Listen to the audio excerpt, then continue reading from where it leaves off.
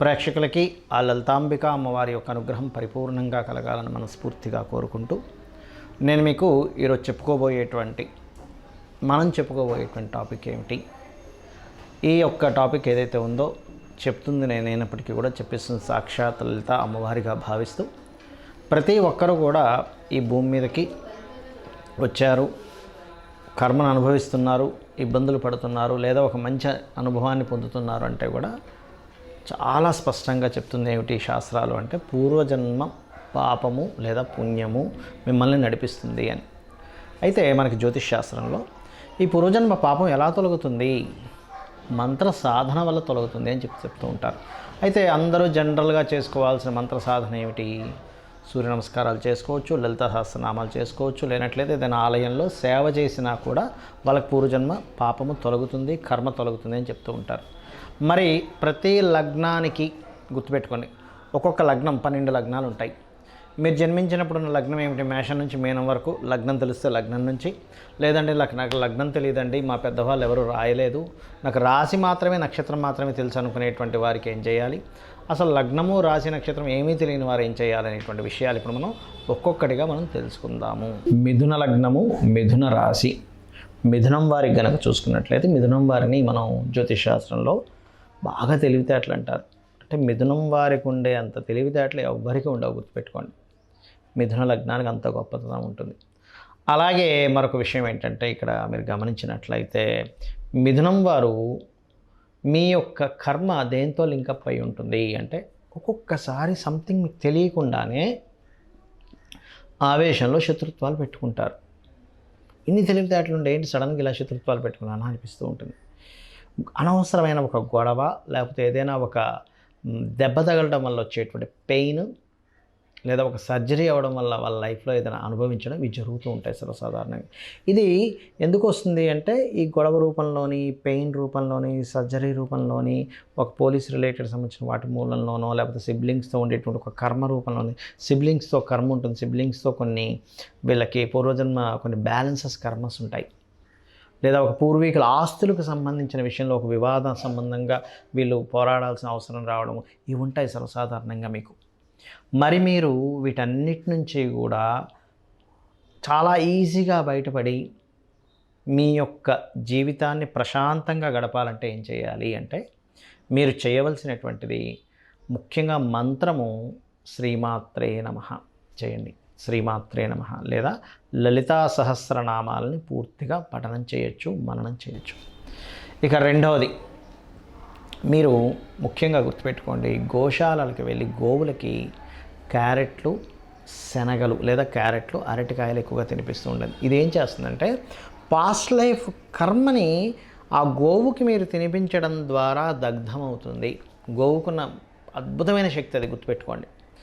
అలాగే మరొక విషయం ఏంటంటే ఇక్కడ మీరు వీలైనంత మట్టుకు అమ్మవారి క్షేత్రాలకు ఎక్కువగా వెళ్తూ ఉండండి. అమ్మవారి క్షేత్రం ఎక్కడ అమ్మవారి క్షేత్రం ఉంటే అక్కడికి వెళ్తూ ఉండండి, గుర్తుపెట్టుకోండి. మరియు తీపి పదార్థాలు ఉంటాయి, తీపి పదార్థాలని అమ్మవారికి నైవేద్యంగా పెట్టి ఆ నైవేద్యాన్ని అందరికీ పంచిపెడుతూ ఉండండి ఎప్పటికప్పుడు. ఎందుకంటే ఇది ఒక శాస్త్రాలు ఎలా ఉంటాయంటే చిన్న చిన్న తాంత్రికమైన విషయాలు ఉంటాయి చూసారా, ఏమంటే మీరు చేయండి వెంటనే రిలీఫ్ వస్తుంది అంటూ ఉంటారు. అలా మనకు తెలియకుండానే మనం ఏదైతే నలుగురికి పంచుతూ ఉంటామో, మనం ఏదైతే నలుగురికి ఇస్తూ ఉంటామో అదే మనకి ప్రకృతి ఆ రూపంలో ఇస్తూ ఉంటుంది. కాబట్టి తీపి పదార్థాలు పంచుతూ ఉండండి. ముఖ్యంగా మీరు మంగళవారాలు, గురువారాలు ఎటువంటి డెసిషన్స్, అందులో ముఖ్యంగా మనం ఇందులో ఇరుక్కుంటాము, నేను ఇందులో వెళ్ళి ఇబ్బంది పడతాను అనుకునేటువంటి విషయాల జోలికి పొరపాటును కూడా వెళ్ళకండి. అయితే ఇది పర్సనల్ చార్ట్ వల్ల మళ్ళీ మారుతుంది, బట్ నేను చెప్పేది జనరల్గా మాకు ఈ లగ్నం తెలుసు, జాతకమేం తెలియదు, లేదా నాది రాశిని తెలుసు అని అనుకునేటువంటి వారి గురించి నేను చెప్తున్నాను మీకు. ఇది ప్రధానంగా చేయండి. అలాగే మరొక విషయం ఏంటంటే ఎవరైనా సరే గుర్తుపెట్టుకోండి, ఎవరైనా సరే ఆంజనేయ స్వామి ఆలయం కడుతున్నారన్నా, లేదా ఏదైనా శక్తి ఆలయం కడుతున్నారన్నా, లేకపోతే దత్తాత్రేయ ఆలయం కడుతున్నారన్నా దానికి మీరు ఏదైనా డొనేట్ చేయండి. ఇది గుర్తుపెట్టుకోండి. ఎనీ డొనేషన్, ధనం ఇవ్వలేనండి, మీరు అక్కడికి వెళ్ళి ఏదైనా ఒక సేవ చేయండి. అంటే సేవలు, డొనేషన్స్ ఏమో ఈ దేవత సంబంధించిన వాటి ద్వారా మీకు ఆ దేవత అనుగ్రహం కలిగి మీ కర్మ తొలుగుతుంది. ఉపాసన చేయవలసినటువంటిది, మంత్రసాధన చేయవలసినటువంటిది అమ్మవారికి సంబంధించి చేయాలి. ఇదంతా కూడా మీకు తెలియకుండానే ఇంటర్లింక్ అవుతూ ఉంటుంది. అయితే ఇక్కడ ఈ మిథునం వారికి ఉన్న గొప్పతనం ఏంటంటే, మీరు ఏదైనా ఒక సర్వీస్ చేస్తుంటే కర్మ తొలగిపోతుంది తొందరగా. సర్వీస్ ఓరియంటెడ్గా కర్మ తొలగిపోతుంది. ఎక్కడికైనా వెళ్ళి ప్రదక్షిణాలు చేస్తే తొందరగా కర్మ తొలగుతుంది. మీకు మిథునం వారికి ఎంత ప్రదక్షిణాలు చేయండి అంత తొందరగా కర్మ అనేది క్షయం అవుతూ ఉంటుంది. ఈ రకంగా చేయండి, మీరు ఖచ్చితంగా రిజల్ట్స్ అనేటువంటివి చూస్తారు. ఇందాక నేను మీకు మరి లగ్నము, రాశి, నక్షత్రము తెలియని వారికి ఎలాగో కూడా చెప్తానన్నాను కదా, దానికి చెప్తానని మీకు గుర్తుపెట్టుకోండి. తెలియని వాళ్ళందరూ కూడా చేయాల్సిన సూర్య నమస్కారాలే. మీరు ఏ రాశి అయినా, ఏ నక్షత్రమైనా, ఏ లగ్నమైనా మనకు తెలియదు. మీరు చేయవలసింది చాలా సింపుల్గా సూర్యుడికి సంబంధించినటువంటి ఉపాసన చేయండి.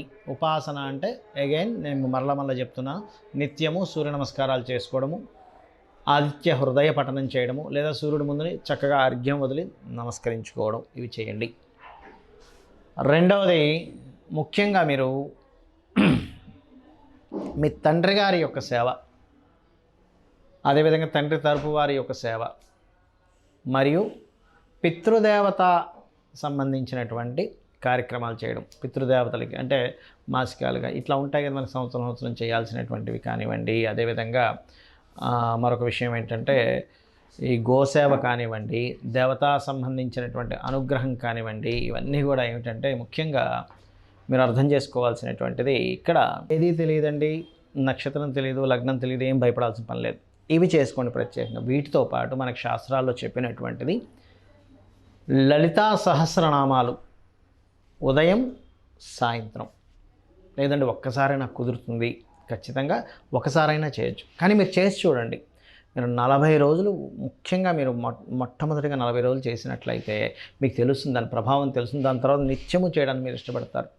మరి మీకు సందేహం కలగొచ్చేమండి, ఇక్కడ మరి మేము స్త్రీలైతే ఎలాగా, మాకు నెలకొకసారి మనకి మంత్ అనేటువంటిది ఉంటుంది కదండి, మాకు ఉంటుంది కదండి, పరిస్థితి ఏమిటి అంటే, అప్పుడు నేను చెప్పేది ఒకటే, 20 రోజులు చేయండి. ఖచ్చితంగా మీకు ఆ మార్పు అనేటువంటిది మీరు చూస్తారు. పూర్వజన్మ కర్మ ఇక్కడ ఏంటంటే పూర్తిగా తొలగిపోతుందా వెంటనే 40 రోజులు అంటే కాదు, బాగా అర్థం చేసుకోండి. దాని ప్రభావం తగ్గుతుంది, దాన్ని మీరు హ్యాండిల్ చేసేటువంటి శక్తి మీకు వస్తుంది.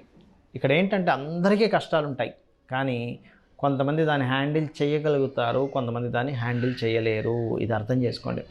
హ్యాండిల్ మనం ఎలా చేయగలము, ఎంతవరకు చేయగలమా లేదా, దీని మీద ఆధారపడి ఉంటుంది మొత్తం కూడా. అదేవిధంగా మరొక విషయం ఏంటంటే, ఇక్కడ చాలామందికి కొన్ని విషయాలు తెలియవు. ఎంతసేపు ఏలినాటి శని ఉంది అందుకే నాకు ఇలా అవుతుందేమో, లేదా అర్ధాష్టమ శని ఉంది, అష్టమ శని ఉంది, లేకపోతే నాకు సర్పదోషం ఉంది, కాలసర్పదోషం ఉంది, ఇంకోటేదో పితృదోషం ఉందనో, లేకపోతే ఇంకోటేదో పలానా ఆశ్లేష బలి చేయించుకోవాలనో, ఇవన్నీ ఉంటాయి, ఉండవని కాదు. కానీ కేవలం దీనివల్లే నా లైఫ్ మొత్తం రూల్ చేస్తుంది, ఇంకా నాకు ఇంకేమీ ఇది లేదనుకుంటారు. కాదు, మీరు గుర్తుపెట్టుకోవాల్సిన అంశం ఏమిటి అంటే, మీ పూర్వజన్మ కర్మ, ఆ పూర్వజన్మ కర్మ అనేటువంటిది మీకు క్లియర్ అవ్వనంతసేపు కూడా మీరు ఈ రకంగానే ఇబ్బంది పడవలసి వస్తూ ఉంటుంది. కాబట్టి ముఖ్యంగా నేను చెప్పినటువంటిది పాటించండి నిత్యము. ఆ రకంగా మీరు ఎప్పుడైతే పాటిస్తూ ఉంటారో మీకు తెలియకుండానే మీరు ఆ కర్మ నుంచి బయటపడడం జరుగుతుంది. కర్మ నుంచి బయటపడితే ఏమవుతుందంటే రిలీఫ్ అనేటువంటిది వస్తుంది.